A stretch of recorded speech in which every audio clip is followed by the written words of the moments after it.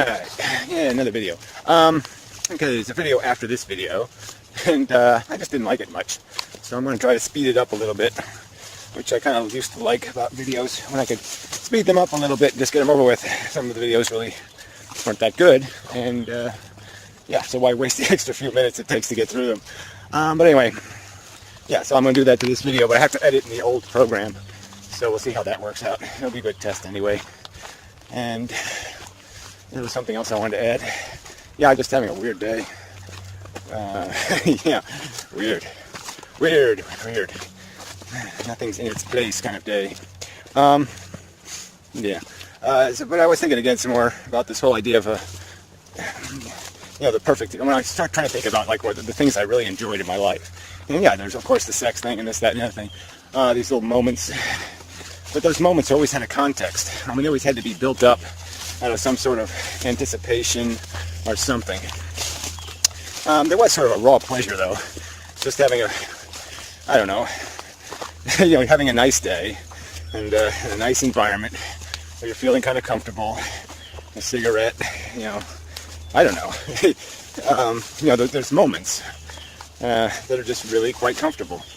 But yeah, when you add them all up, it just isn't enough to justify all the crap that has to be piled on to make that, to make you even realize, to make you relievable. I guess that's a good way to put it. I have to work on that concept. That so much of our pleasure is really just achieving relief from burden, relief from worry, relief from irritation, relief from. I have to think of a lot of other relieving words.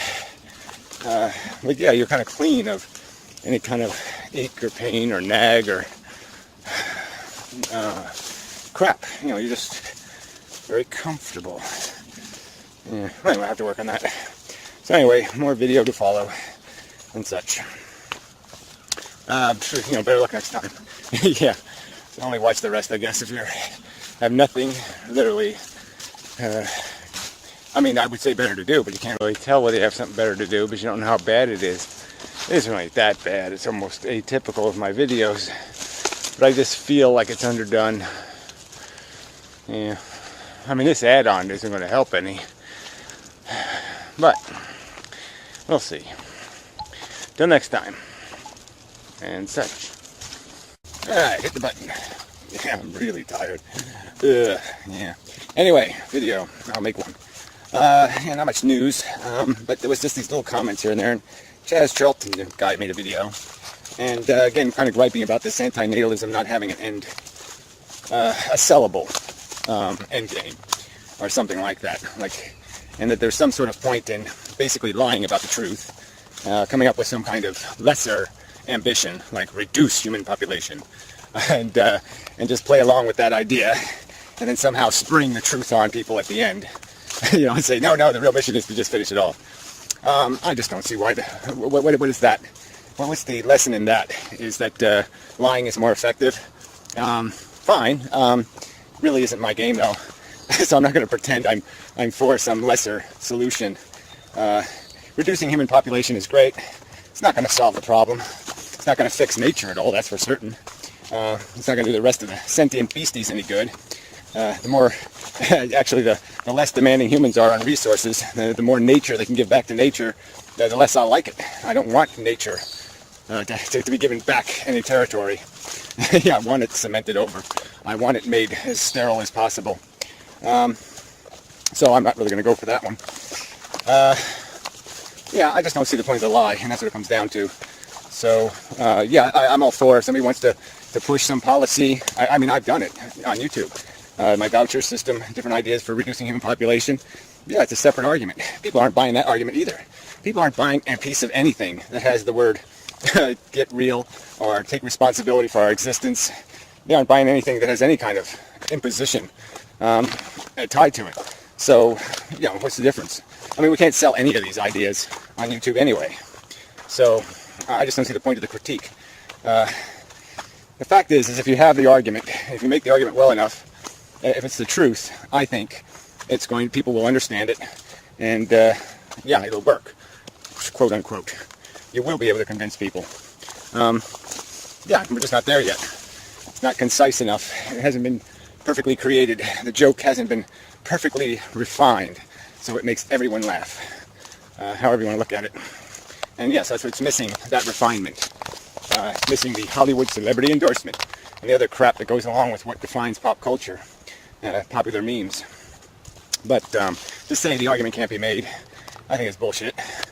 And to say there's some point in this incremental thing, well, I think, it's way past time to hit the panic button. We don't change things radically soon. There's not going to be any change possible. It's going to be a world of that's going to be pretty disgusting. And that's just the way it is. There's not going to be any conversation. This is going to be a slow, dismal death for human civilization. So, I kind of say bullshit to pretending the real argument isn't about the fact that life is, in fact, it's made up. It's completely an illusion. There's no valid accomplishment in any of this stuff. It's merely chasing its own desire, chasing its own deprivation, its own negative. That's all. You're just repairing a house you broke. I don't even know how to. There's so many ways to put it, but yeah, there's just no point. It's like an irrelevant top spinning, and you're just keeping it spinning because it was spinning when you got there. And you just say, well, that must be the better state for a top to be in, is spinning. Well, there's no evidence of it. There's no proof of it. There's no reason to believe it. So this whole pretense that that we shouldn't go where the truth is, that we should go to some half-truth, and forget that. Hang on, I'm not doing it. Yeah, at least not yet. Not until I'm convinced that that's necessary, that that's the only road to the future, is to start lying. Fuck that. So, anyway, God, I'm just dead tired. I feel creepy. Anyway, other subjects. Yeah, well, this stuff always comes up. These people keep talking about, life Chaz did in his video. Well, when life gets better, no one's going to be convincible. As population reduces, life will get so much better. I don't think so. This whole idea of heaven, no one's ever described one of these places realistically, these heavens. You can sort of get an idea in your head, but you kind of know, that probably won't work. The only way I've been able to do it is to create a virtual world where you have unlimited possibilities. You have unlimited variation, so you can never get bored. You could always be challenged. But yeah, in the real world, that's not going to happen. There's all these people who think they're going to do this transhumanism thing, and they don't even take transhumanism to the logical conclusion, which is virtual reality, that you would live in a matrix. That's the ultimate, the best resolution to transhumanism, is just to replace the need for a body. But this whole idea that, we're going to have robots and we're going to do all this stuff with, limited resources in a world where people hate each other, I really don't see that working. And even again, if you have it, you just acclimate to it. It'll just become part of the same old stuff that bores you now. So what's the point? You're not going to be satisfied, any more satisfied. You're still going to need something to chase. You're going to need some sort of deprivated negative state to recoup from. You're going to need some sort of negative ego points, so you need to enhance your ego. So you're going to have to chase that kind of bullshit. That's all it's going to be about. So we're going to have to give you pain for you to have any potential for real gain. And that's the way the system works. And that's why no one's ever described as heaven, because everybody knows, it really isn't as perfect as everybody thinks. Yeah. And no matter what it is, it certainly isn't going to justify all the crap that goes on in nature. And I still don't think, these people keep talking about, we have perfect pain control and perfect this and perfect that. And, I don't think so. And like I said, what's the difference? I think people would still find something to neurotically get upset about. They find something to be afraid of, to be angsty about. So I don't think it'll succeed, because I think you need the negative. Again, if you're too comfortable, you're not going to move. So that's just the way it is. Movement is created by a discomfort, not comfort. Comfort doesn't make you want to move. It's the other way around.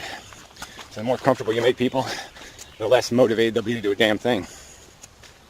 Alright, some other point. Happily ever after. That's what it's usually about. This idea that, some people, Professor Anton made some video, shit-colored glasses. And, you can just make this argument. It's all subjective. Chaz used that term too. Well, I don't think so. I certainly don't think the idea that the imposition certainly isn't subjective.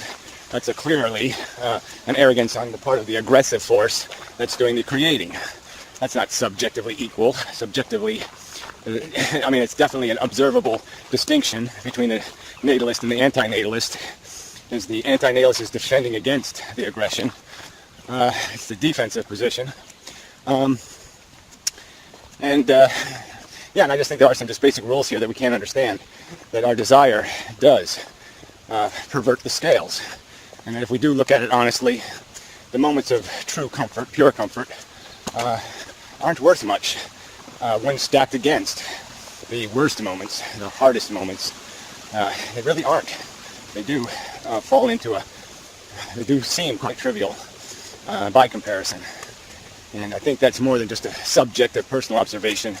I think it is an intrinsic fundamental truth. Yeah. I mean, it'd be weird to say that you're subjectively, if you were evaluating some other creature caught up in a maze game, I don't think everybody would be arguing, well, that's just a subjective opinion. Well, that's just a subjective opinion. I think you would have the conversation in a much more rational tone, where you would talk about, well, what are these animals actually accomplishing, these rats running around in circles in the maze? Do they really, does their sense of accomplishment in, catching their bit of cheese or running in their wheel really make up for the blood and guts that the maze rips from them? I don't think everybody would be saying, oh no, you're too subjective. That's just a subjective opinion. No, I think people would be able to discuss some third party in the maze, some other element. And it's just because it's humanity that we're discussing, and all of a sudden it's a subjective argument. Well, I think the subjectivity is all on you, because you don't really have any way to defend us, any way to say that the experiment has any purpose or use or function. You just like it because you're addicted to it, you're attached to it, you grew up with it, so it's all subjective. And then you point your finger at the other guy and say his opinion is subjective. I don't think it's fair. He grew up attached to it. He grew up in it. So I don't think you can make that argument. It's just recognizing a truth that you're denying. It's, no point in repeating other videos, but, I mean, it's unintelligent design. It's chemistry reproducing. There is no innate purpose. All there is one molecule falling off an evolutionary hill, where once it started rolling down that hill, there was no stopping it. And it just kept gathering and gathering and gathering like a snowball. That's what we are. We're the snowball. But there's nothing deliberate. There's nothing useful. There's no purpose served, no need served, no wanting served, no necessity served, no function served, there's no dike with human as the cork. There's no, I don't know, I guess we could do metaphors for all day. Maybe I should do a video of just metaphors for how life doesn't do anything. Because it doesn't. Anyway, wow, I am so tired. Yeah, really fucked up. Hopefully I'm not dying of something. Yeah, yeah, just not enough sleep, I guess. Really. Woo. Yeah, it's pretty spooky and eerie inside my brain right now. Spooky and eerie. Ooh. I guess, kind of left field. Anyway, till next time, and such.